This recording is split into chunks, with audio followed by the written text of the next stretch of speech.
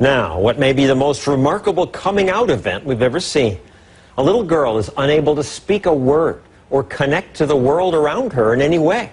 Or so everyone thought, until she turned 11 and suddenly something remarkable happened. ABC's John McKenzie has the story of a girl breaking out of her own body. You don't know what it feels like to be me. When you can't sit still because your legs feel like they're on fire, or it feels like 100 ants are crawling up your arms. How is it that these powerful words came out of this flailing body? People look at me and assume I am dumb, because I can't talk. Something extraordinary happened to this 14-year-old who was written off as mentally deficient, something that may help unlock the mysteries of a baffling disorder. What do I want? I want to be like every other kid, but I can't, because I am Carly. Born in Toronto, Canada, Carly Fleischman was 2 years old when it became clear she was not keeping up with her twin sister Tara. When you're told your child is going to be developmentally delayed, that they might achieve the developmental level of a 6-year-old, it's like being kicked in the gut. When Arthur Fleischman and his wife Tammy learned the diagnosis was autism, they expected the worst, that the twins were headed in different directions. And how bad did it get for Carly those first few years? Awful. Part of her delays prevented her from walking, from sitting up.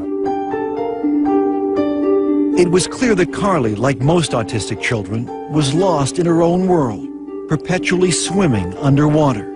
And all the doctors would say, you're the parent. You should do as much as you feel you need to do for this kid. Carly, stand up. The Fleischmans were on their own. Experts told them that early intervention was critical. You use your fork. So ever since Carly was 3, her therapy has been intensive, unrelenting. This took about 40 to 60 hours a week of one-to-one therapy. She always had about 3 to 4 therapists working with her. And if you're not getting results with one approach, you move on and you try something else. You didn't give up. You pushed Carly. When you look in Carly's eyes, you can see an innate intelligence. So we never gave up. We never gave up. But if there was intelligence, Carly's ceaseless rocking, flailing arms, and tantrums hid any trace of it. Worse, she couldn't speak. Not a word. I did not have any expectation that she would have a fluent form of communication. Dr. Nicole Walton-Allen is a clinical psychologist who led Carly's therapy program. Her profile was that of a child who was severely autistic and more than likely moderately mentally retarded. And did you ever think about institutionalizing her? We had friends saying, you know, you've been plugging away, spending thousands of dollars on therapy. You're not really seeing the progress. So, of course, you start thinking about, should she be in a group home? But you decided against it. I could never do it. Could never do it. How can you give up your kid? Despite thousands of hours of therapy over months and years, Carly's progress was excruciatingly slow. That is until one day 3 years ago when Carly was 11. She ran to a computer for the first time, and what happened next was a breakthrough so profound it would finally pierce Carly's silent, secret world. And she was quite distressed, and she starts to spell H-U-R, and it was like T, hurt. And then a little bit later on, she spells H-E-L, and we kind of pushed her to finish, and she puts P, so she spells help. Afterwards, she sort of got up, went behind the couch, and she threw up. Barbara Fenton Nash is one of Carly's longtime therapists. So what did this tell you? It told us that there was a lot more going on there than we knew, and to us that was a breakthrough moment because we hadn't specifically taught her the words. And at first we didn't believe it. Knowing this child for 10 years and never seeing her write a thing, of course you're going to be skeptical. Everyone was, including her other therapists, who were now desperate to see proof. But Carly refused to type, exhibiting the same hysterical behavior that led experts to label her as mentally retarded. She would strip off her clothes. She would go into the bathroom and she would engage in fecal smearing. So the typing was great, but no one could see it. Here, show me. What was needed was some tough love. If Carly wanted something, she would have to type for it. First type, and then you get. Let's go. Oh, she had to work for it. If she wanted information, if she wanted to go somewhere, she had to type by herself. Finally, several months later, Carly began to type for others. She started to realize that by communicating, she had power over her environment. And what came through her finger, typing one letter at a time, with fluency no one could believe, was astonishing. I am autistic, but that's not who I am. Take time to know me before you judge me. I am cute, funny, and like to have fun. Through her torrent of words, Carly began to unravel the mysteries behind her often wild behavior. Like banging her head. Because if I don't, it feels like my body is going to explode. It's just like when you shake a can of Coke. If I could stop it, I would, but it's not like turning a switch off. I know what is right and wrong, but it's like I have a fight with my brain over it. Use your words. And Carly was not shy about expressing her desires and frustrations.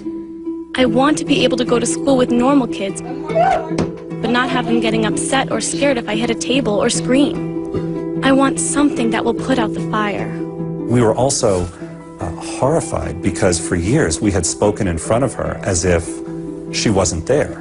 Now, for the first time, Carly was able to have conversations with her parents. You think you can write back to Dad? I want to go on a snowmobile. Can we do it? Will you go on one? I think it would be fun. So here's your daughter, and finally you get to meet her. Mm-hmm. What was that like? Overwhelming. Overwhelming.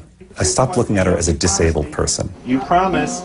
Did you lie to me? And started looking at her as a sort of sassy, mischievous teenage girl. I want people to know that no one is telling me what to say, and I don't have a hand up my butt like a puppet.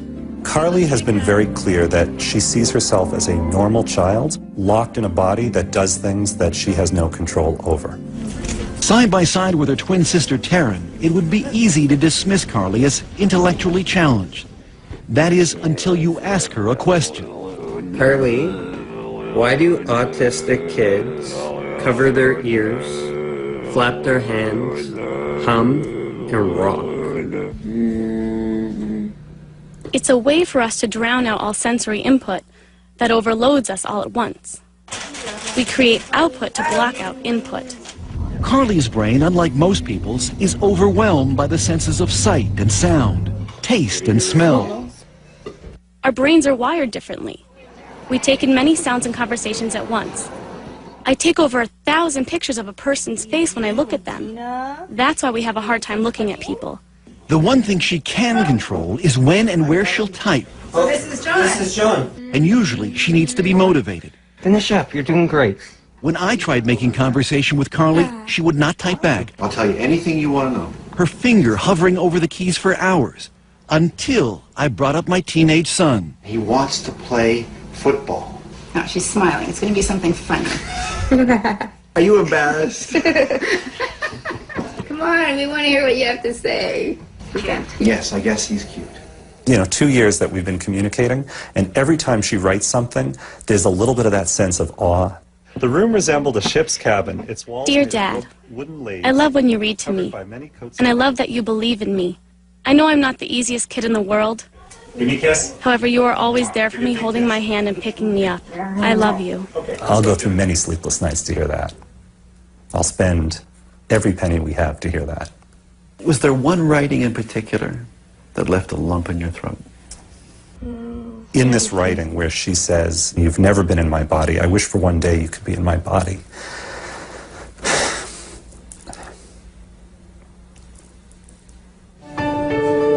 A year after we first met Carly, she is happier, calmer, more independent. Come on, let's get this in the pan. She's even writing a novel.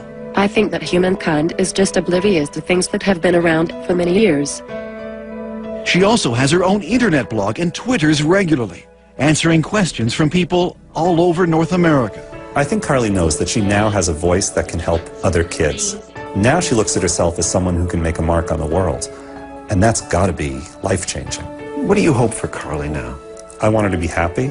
I want her to have dreams and goals and accomplish those goals in spite of her challenges. I think the only thing I can say is don't give up. Your inner voice will find its way out. Mine did.